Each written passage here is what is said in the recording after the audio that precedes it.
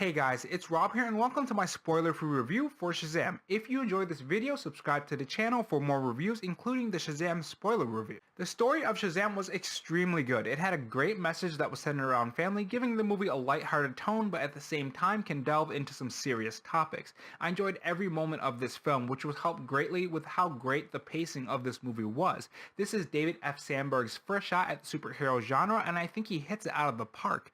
The movie was well put together and very well paced. The movie really puts us into the role. What would it be like if we got these powers? Who would we turn to? How would we deal with being a superhero?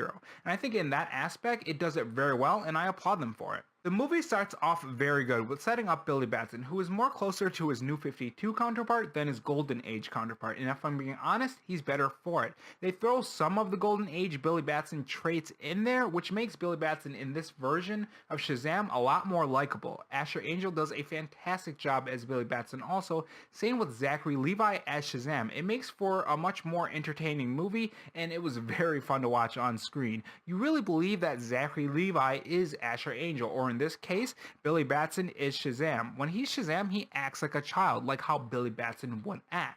I was afraid that it was going to be more annoying and it would be cringy and just not funny, but it works very well. It created for a lot of funny moments that had the whole theater laughing. Like everyone was laughing at these two on screen. Well, technically not two, but everyone was laughing at these jokes, which happened a lot because the humor in this movie is very good. It flowed from the story instead of saying funny things just to see what sticks, which a lot of movies tend to do, the MCU in particular. This movie was helped by the rest of the cast also, which got a decent amount of screen time, but I would like to see more on it, particularly because of the ending of this movie, which I won't spoil it for you, but it had me geeking out over the fact that they were all on screen. You'll know what I'm talking about if you read the comics and if you also watch the movie, of course.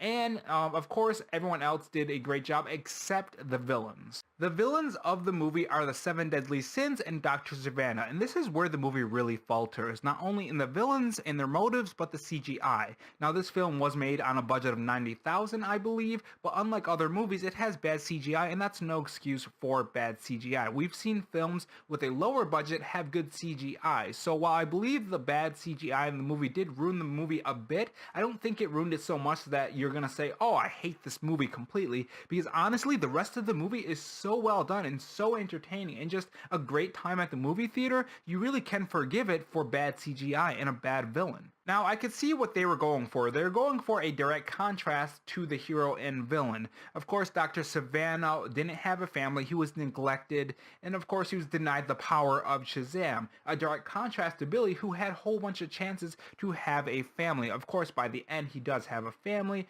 but before that he was going through foster home care, from foster home care to foster parents, and he had a whole bunch of chances, and of course he got accepted by Shazam for the powers. So they tried to do a direct contrast, but I think they just didn't execute it very well. Now, as for how Shazam fits into the DCEU, I don't want to go into too many spoilers in this movie, but it is very funny, and if you've been keeping up with the DCEU news and what's happening lately with the castings and stuff, you'll find it very, very funny. Now, you will get nods here and there to Batman, to Superman, to Wonder Woman, especially in that end credit animation type scene, I guess you can call it. It was very entertaining, so make sure you stick till the end, and there is an end credit, so make sure you stick around for that. Overall, the movie was fantastic, bogged down a bit by poor CGI and a villain who was a bit generic and boring for my taste, and the way they tried to execute the contrast was a bit bad and bland in my opinion, but overall, Shazam overcomes these hurdles, and it's a great story and great performances by the cast, and just an overall great movie. I'm giving Shazam a 9 out of 10, and I think you should definitely see it when it comes out. Thanks for watching my review, and if you enjoyed this review and you made it to the end, think about subscribing and leave a like. It helps the video reach more people when you do that. Thanks for watching and have a good one.